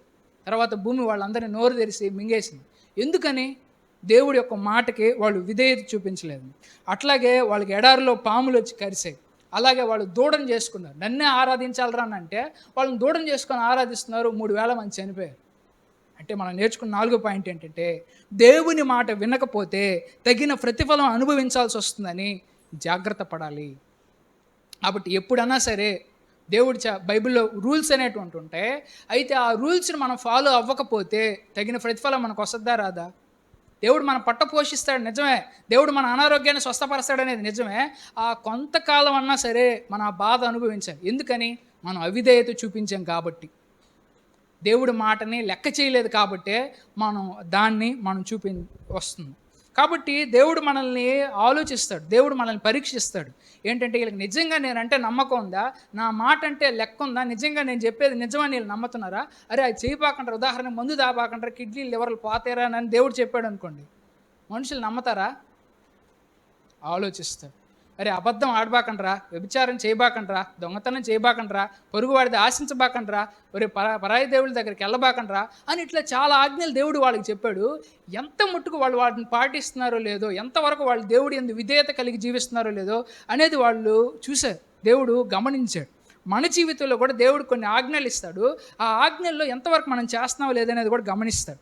ద్వితీయోపదేశకాండం 8:2 ఈ 40 సంవత్సరాలు మీ దేవుడైన యెహోవా మిమ్మల్ని అరణ్యంలో నడిపించిన ఈ ప్రయాణం మొత్తం మీరు జ్ఞాపకం ఉంచుకోవాలి.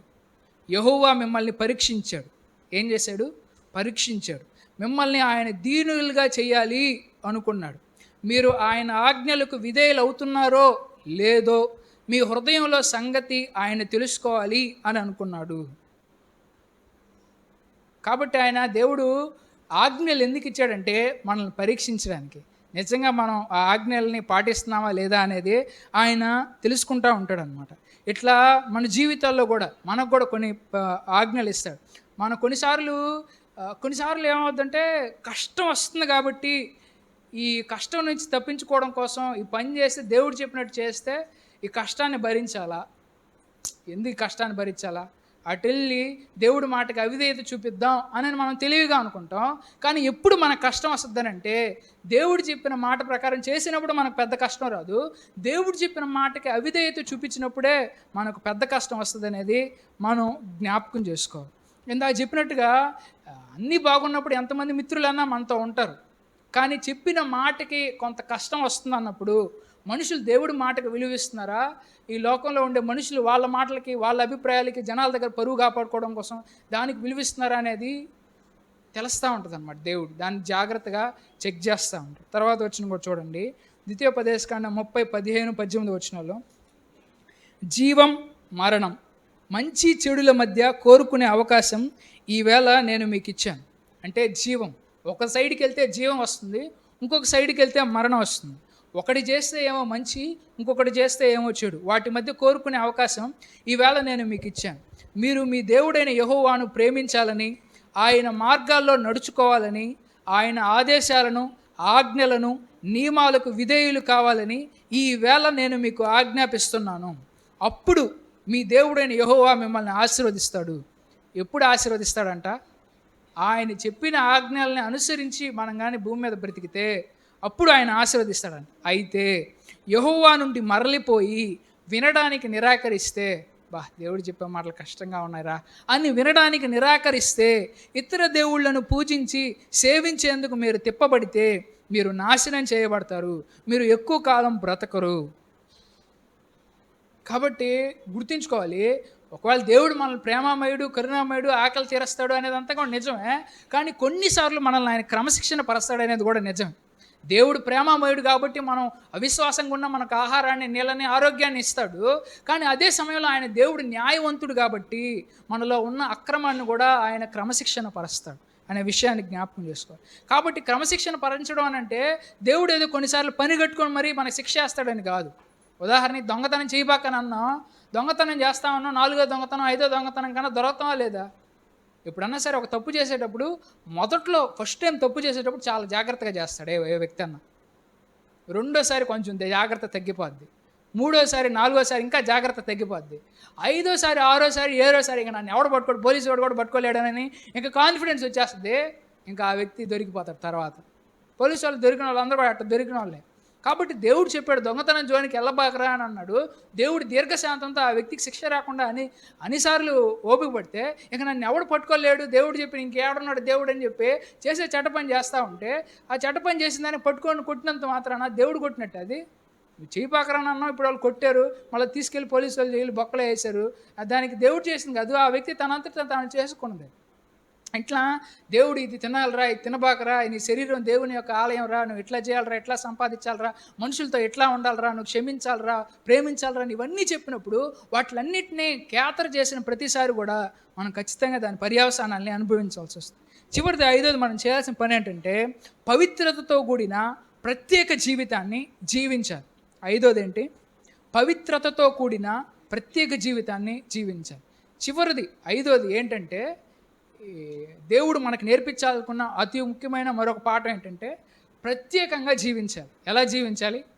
లోకంలో ఉండే వాళ్ళకంటే కూడా మనం వేరుగా జీవించాలి. వాళ్ళకి మనకు తేడా అనేది కనపడాలన్నమాట. లోకంలో ఉండేవాళ్ళు ఒరే వీళ్ళు క్రైస్తవులు రా, దేవుని పిల్లలు రా అనేది తెలియాలన్నమాట. ఈ రోజుల్లో బూతులు మాట్లాడడం అనేది ఫ్యాషన్ అయిపోయింది, అవునా కాదా? అసలు నిరబ్బరం ఇంతకు ముందు అన్నా సరే, యూట్యూబ్లో అన్నా సరే, సినిమాలో అన్నా బీప్ సౌండ్ వేసేవాళ్ళు, అంటే మాట్లాడకూడదు బూతులు అని. ఇప్పుడు అసలు బీప్ సౌండ్లు కూడా వేయట్లే, అంటే ఫ్యాషన్ అయిపోయింది. అంటే లోకం అట్లా కల్చర్ మారిపోయింది. కల్చర్ మారచ్చేమో కానీ దేవుని పిల్లలైన మనం అలా ఉండకూడదు. వాళ్ళకి మనకు ప్రత్యేకత అనేటువంటిది చూపించాలన్నమాట. వాళ్ళు చెడు అలవాట్లకు బానిస అవుతారు. మందు కొట్టడమే ఈరోజు ట్రెండ్ రా, మందు కొట్టవాడు ఎవడున్నాడు రా, ఏ మొగాడు కొట్టాడో చూపించు అని వాళ్ళు అడుగుతారు.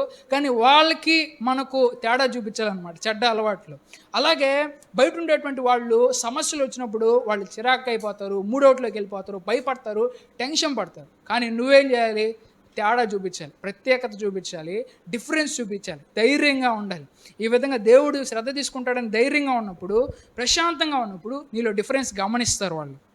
అట్లా భూమి మీద ఉన్న వాళ్ళందరూ అన్యాయాలు అక్రమాలు సంపాదిస్తా ఉన్నప్పుడు నువ్వు మాత్రం దేవుడు అని చెప్పి న్యాయంగా వచ్చే కొద్దిపాటి ద్వారా నువ్వు వెళ్తా ఉన్నావు అనుకోండి, వాళ్ళకి నీకు డిఫరెన్స్ చూపించినట్లు అవుద్ది. బయట ఉండే వాళ్ళందరూ కూడా పెద్దవాళ్ళని, ఇంట్లో భర్తని భార్యని ఎట్లా అంటే సమాధానం లేకుండా ఎప్పుడు గొడవలు చికాట్లు పడతా ఉంటారు.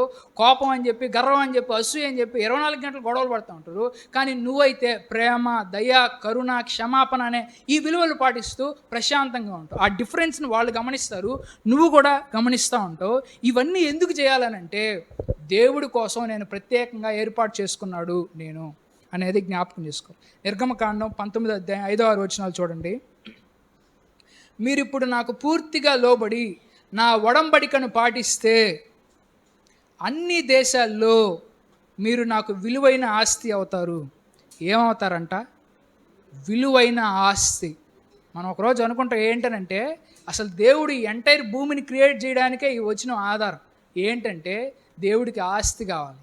ఏ ఆస్తి? కనిపించే నోట్ల కాగితాలు కాదు ఆయన ఆస్తి. ఎవరనంటే మనమే ఆయన ఆస్తి. ఎవరు ఆస్తి? అన్ని దేశాల్లో మీరే నా విలువైన ఆస్తి అవుతారు. ఒకరోజు ఈ భూమి, ప్రపంచం, చెట్లు, అలమలు అన్నీ నశించిపోతే ఏవి శాశ్వతంగా ఉంటాయంటే ఈ మట్టి మనుషులందరూ కూడా చనిపోతారు.